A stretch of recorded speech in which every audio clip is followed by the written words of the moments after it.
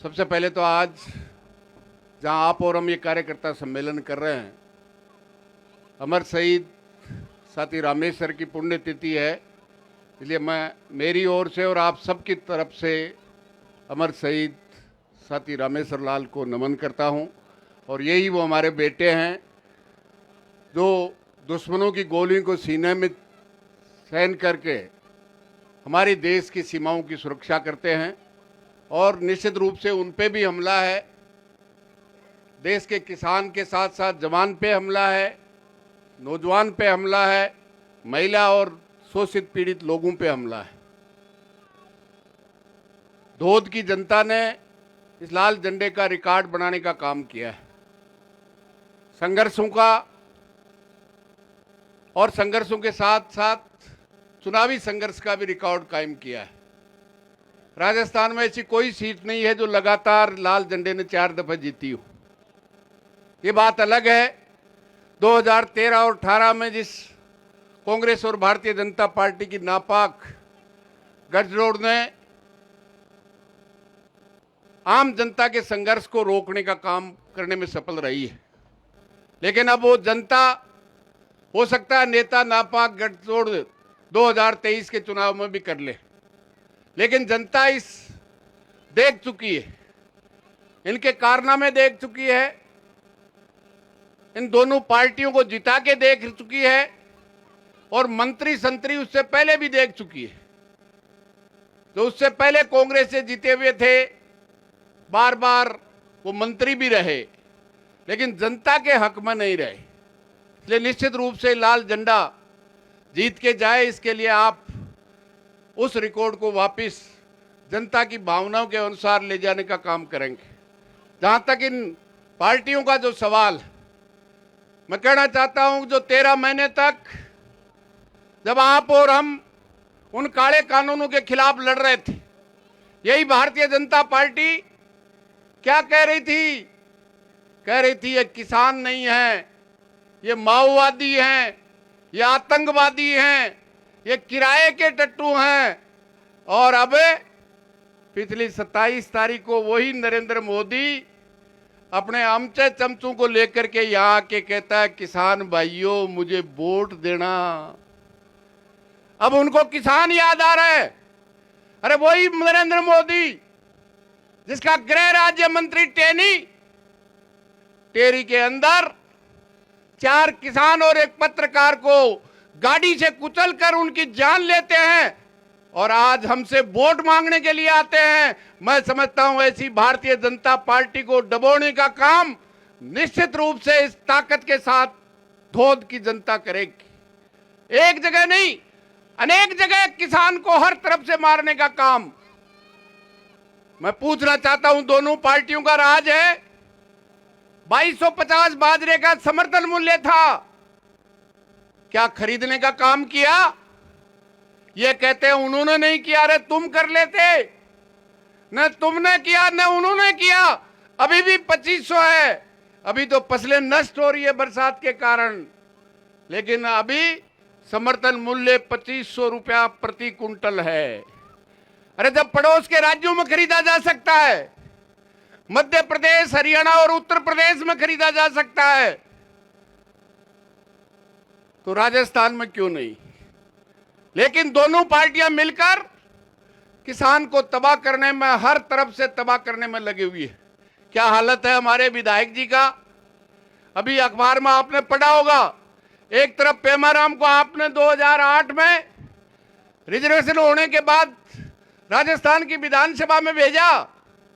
हर सत्र में, बजट सत्र में जो 100% पूछ सकते हैं, दूसरे सत्र में जो 60% पूछ सकते हैं, ये साथी है जिसने एक साल में 160 न केवल प्रश्न पूछे, बल्कि आपकी हर तकलीफ को राजस्थान की विधानसभा में उठाने का काम किया। और एक अभी 5 साल पहले पेमाराम से दूनी वजन का 6.25 साढ़े 6 फुट का भेजा। 1000% पूछ सकता था, बाजरे का पूछ सकता था, महंगाई का पूछ सकता था। अरे पहले बार आने वाली ओसीएल से विधायक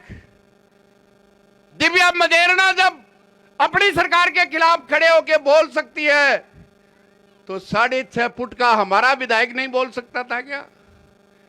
एक पर्सन नहीं उठाया। 5 साल में खड़े होके धोद की जनता का एक समस्या को वहां नहीं रखा तो फिर वहां खाई खोदने में जाएंगे। भाई 3 दफा तो मेरे को चुना आपने, 4थी दफा पेमाराम को चुना। किसी किसान ने नहीं कहा कि गुआर की लावणी कुड़ रही है तो लावणी करा दो। अभी रात में बिजली आ रही है, रात में फुहारा बदल दो। अरे जब बिजली रात को दे रहे थे, ये आप और हमें जो 3 दिन 4 दिन तक धोद के पावर हाउस के सामने खड़े थे, वो 13 महीने में ये उस काले कानून का विरोध करने का ढोंग करने वाले एक शब्द नहीं बोले।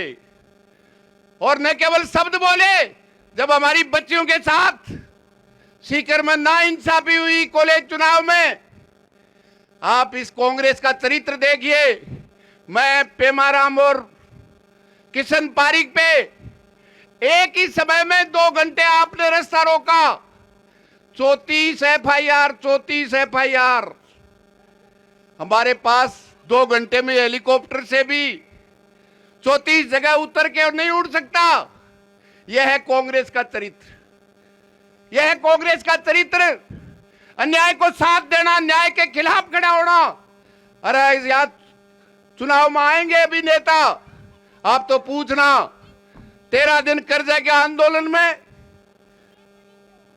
13 महीने का किसान के काले कानूनों के खिलाफ लड़ाई में, वो उम्मीदवार अगर 3 दिन भी इस देश के और प्रदेश के किसान के साथ सोया है तो वोट मांग सकता है, वरना वोट का हकदार केवल लाल झंडा है। इसलिए मेरा तो आपसे निवेदन है, जो भी साथी आप आए, चाहे गांव से, लोसल के एक वार्ड से आए,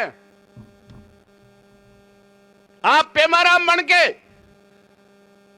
हर साथी पेमाराम बन के ये 3 महीने मेहनत करेंगे तो मैं समझता हूं सबसे रिकॉर्ड तोड़ वोटों से जीतने वाली धोद विधानसभा क्षेत्र होगी। ये निश्चित रूप से हो चुका है। इसलिए मेरा तो आपसे बहुत लंबी बात नहीं कह के एक ही बात कहनी है, आप सब इस बात में माहिर हैं, एक एक घर के पास जाना है। जो भी संघर्ष आप और हमने किया है, चाहे वो बिजली की रेट के खिलाफ हो, कर्जा माफी के लिए हो, काले कानून के लिए हो, सब के लिए हमने फायदा देने का काम किया है। चाहे वो किसी भी जाति, धर्म, पार्टी का हो, हर को छूट देने का। मुझे आप बताओ, ये जो करोड़ों रुपए की छूट 15 लाख किसानों को मिलती है, क्या पार्टी वाइज मिलती है? क्या जाति वाइज मिलती है? क्या कांग्रेस और भारतीय जनता पार्टी को वोट देने वाले को पूरा बिल जमा कराता है? क्या कर्जा माफ हुआ तो क्या उनका नहीं हुआ? काले कानून उन पे नहीं लगते थे? इसलिए हर घर में जाने की जिम्मेदारी आप और हमारी। हर घर में आप जाएंगे, एक एक बूथ में बूथ कमेटी बनाकर हर बूथ के एक घर तक आप जाएंगे तो मुझे पूर्ण विश्वास है, और निश्चित रूप से न केवल धोद जीतेगा बल्कि राजस्थान विधानसभा के 2023 में आज तक जितने मार्क्सवादी कम्युनिस्ट पार्टी के विधायक गए हैं वो सब रिकॉर्ड तोड़कर उससे ज्यादा वोट से जीत कर जाने वाले लोग होंगे। और निश्चित रूप से कोई भी सरकार बने, उसके गिरेबान से किसान, मजदूर, नौजवान, विद्यार्थी, महिला के हक और अधिकार लेने का काम आप करेंगे।